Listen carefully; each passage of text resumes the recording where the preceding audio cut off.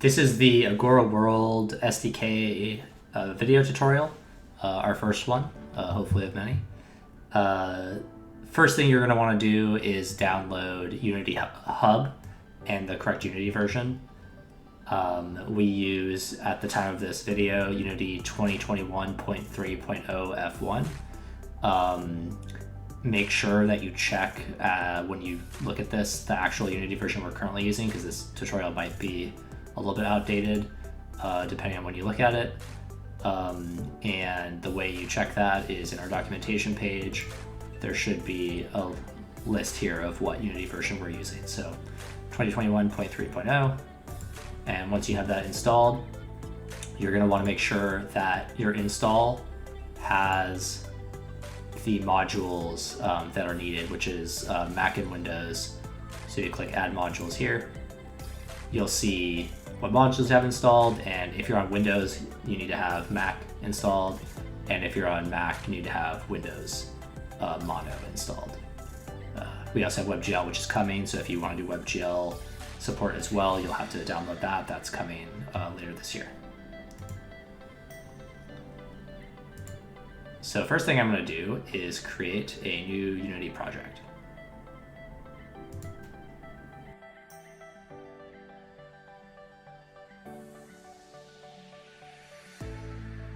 While that project gets created, we need to make sure we download and import the SDK itself. So go ahead and click here. Oops. The download here. Download. That'll give us the package that we need to use the Agora World SDK.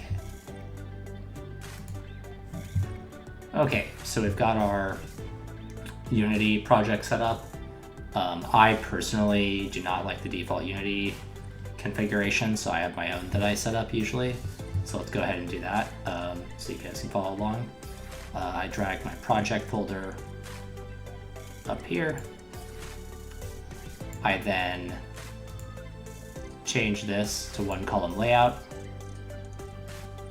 and then I move the game folder down here.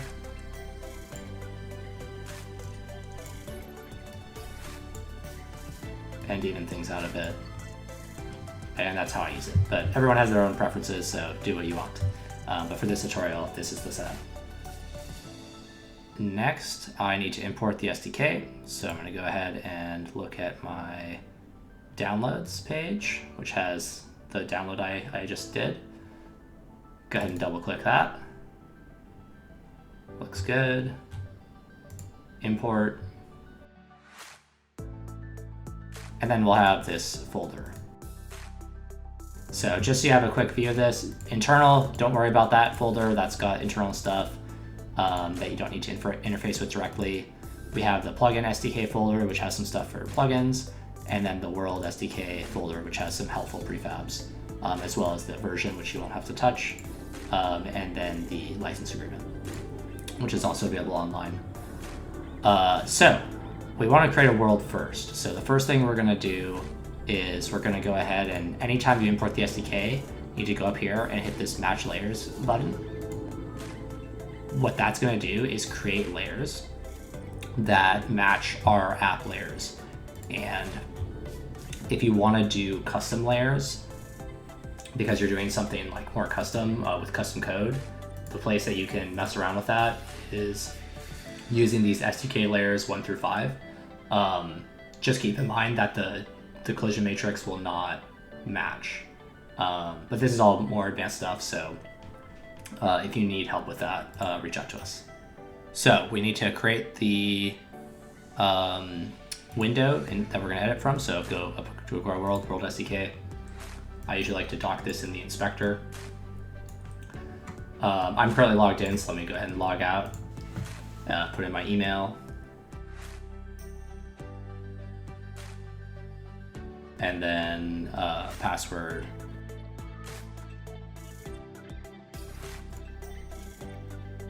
First time you do this, you'll have to accept the terms of service, but accept that and you're good to go.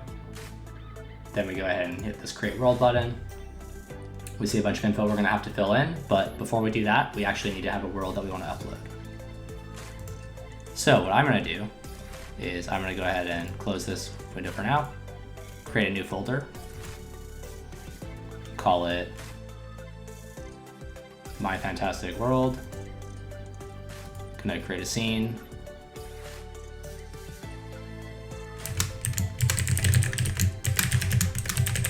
My Fantastic World scene, and then open that scene up by double clicking it. Once you have the scene, you're going to need to delete the main camera because that will override our camera in the app. And then we have to add a floor so we don't fall through the world. I usually like to make a cube. Note, because we dock this here, we have to click over to the inspector, so just keep that in mind. You gotta switch between the two. So we've got our cube here, position -0.5 to make it flush with the base world grid, scale by 100. And then let's go ahead and create some other shapes. And then we can go ahead and create a capsule, put it over here, and give it some sort of color to differentiate. So I'm gonna make another folder called materials and create a material. Call this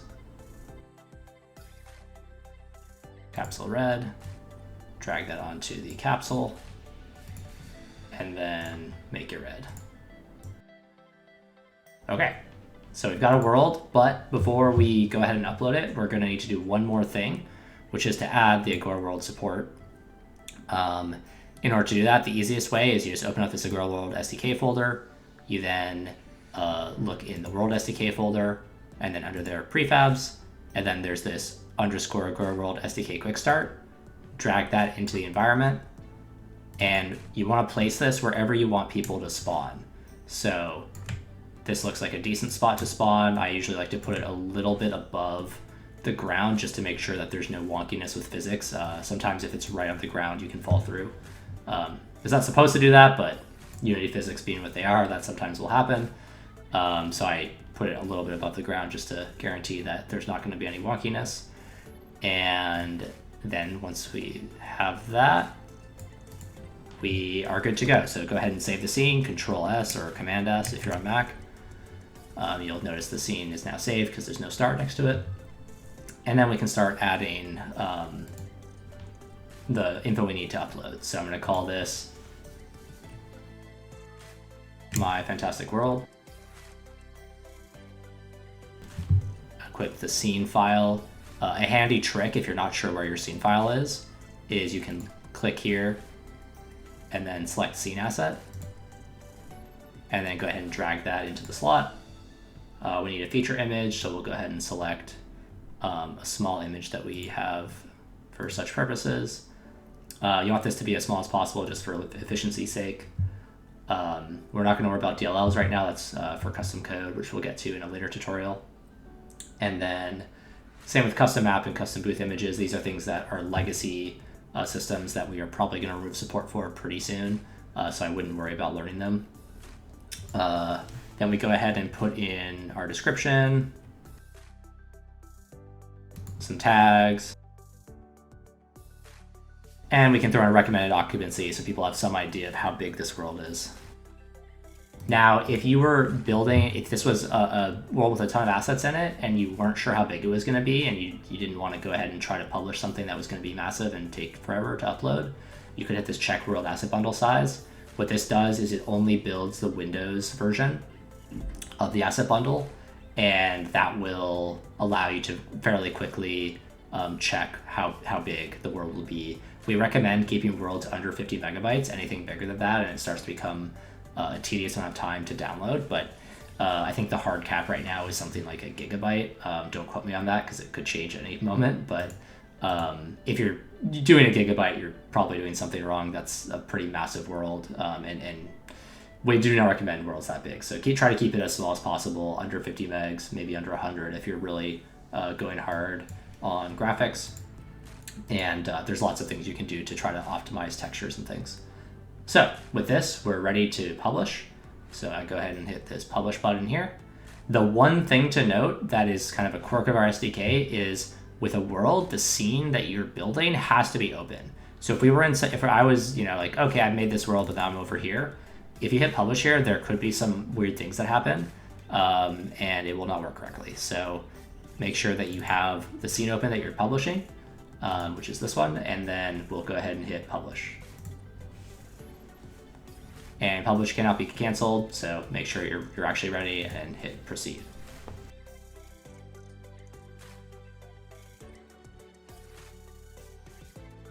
All right, so some things to note after publishing.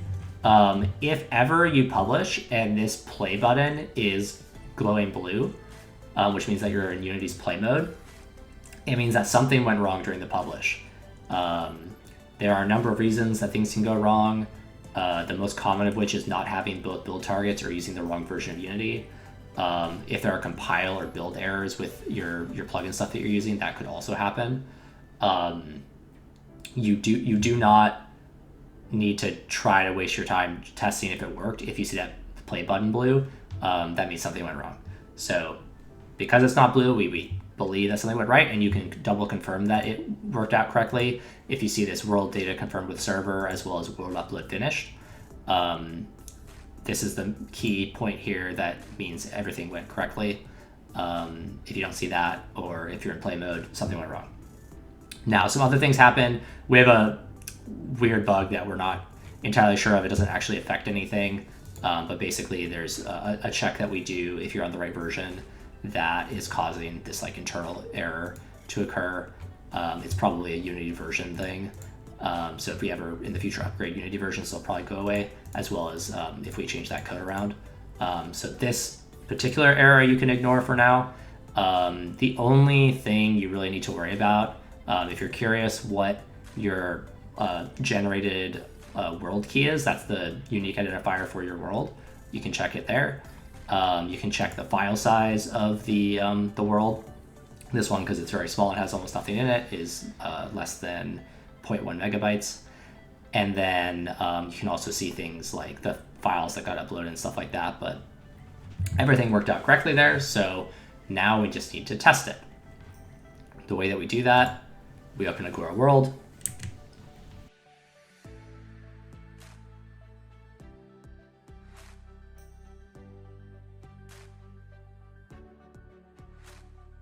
You sign in. I'm actually signed into the wrong account, so I'm gonna have to re-sign in here.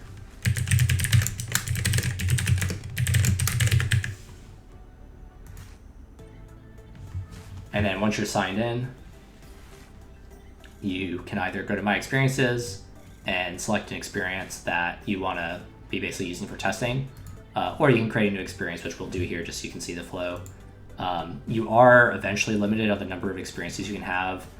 The free account is much more limiting than the pro, so if you try to create an experience and it doesn't seem to be working, that's probably why. You can make it work by either deleting some experiences that are published or by getting the paid tier. So these are templates. These are to make it easier to just kind of have everything set correctly for you according to what somebody has created. We have some pre-made ones, and then there's also the ones that you create and add, as well as the marketplace. But we'll just go ahead and hit blank template, and then I'm going to equip a world base, which is what we just created. And then we have to find in our My World section the world that we just made. And there it is, My Fantastic World. It's got the description, and then I can hit select. This warning can be ignored unless you have a bunch of slots in a world. Again, this is a legacy system, but basically you can assign slots outside of the world itself right now. So we have our world base assigned, we have an experience code. I'm gonna go ahead and change this to make it easier to find in the future, because we're gonna use this for all of our testing. So I go ahead and hit this. I'm gonna change this to 00 tutorial Agora. You can only change the event code if you're a paid user.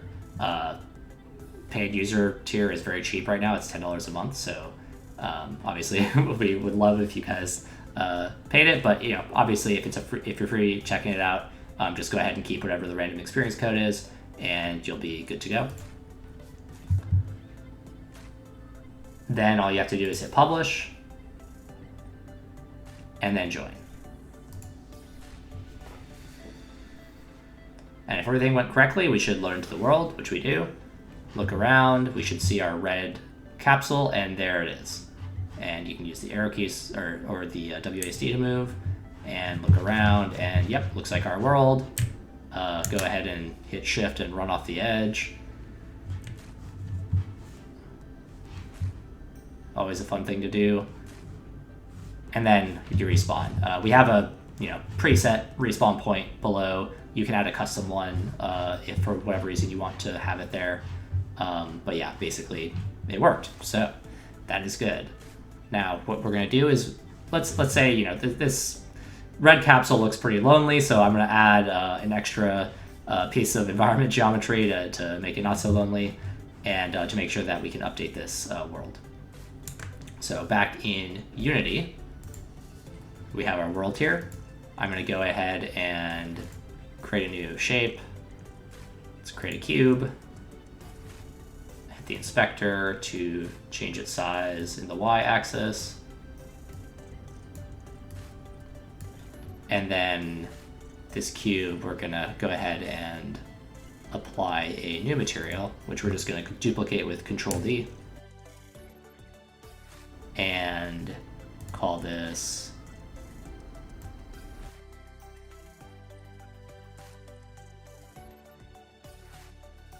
go ahead and change the value of that. Of course, this is all optional. Just adding some flavor to the world. Try to make it not as lime green. And we've got our cube. One other cool thing with the SDK that you can do is you can have multiple spawn positions, which we actually do recommend if you have the time to do it. So this is the initial default spawn position. By the way, if you're super new to Unity, you can navigate like this with the Alt key and then left click, or right clicking and then using WASD to fly around. Both very useful methods for navigation, but that's probably better left to the Intro to Unity tutorial. We have this spawn position manager here, and you'll see that there's an array of spawn positions. If we want another spawn position, just go ahead and duplicate that empty object. We can move our spawn position to, let's say, over on the other side of this green cube here. And then the last thing we have to do is actually drag the reference into this object here. So now we have two possible spawn positions, one that is by the red capsule, the other that's by the green cube. So we made some changes. Let's go ahead and save the scene. And then back here, we've still got our thing attached. If you've gone away and come back, you would need to make changes, but this is already set to automatically publish update. But just so you can see, if I was going at this from a new window, I'd go update world. I'd have my list of worlds, which you can see I have a number on this account. And then I have to find the world, which is my fantastic world here. And then I can apply this if it's not been applied already, which it has. Clear my console just to make it easier to see what goes wrong, if anything. And then hit publish update with, again, the scene has to be open.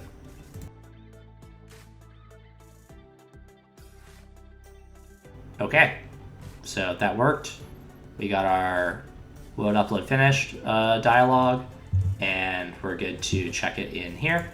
So note I'm still in this world, so it's not going to update in real time until I rejoin. And that's how all changes will happen is this is a room instance, experience instance, and we need to actually rejoin it to be able to experience the new change. So if I go ahead and leave, I go to my experiences, I go to this one here and hit join.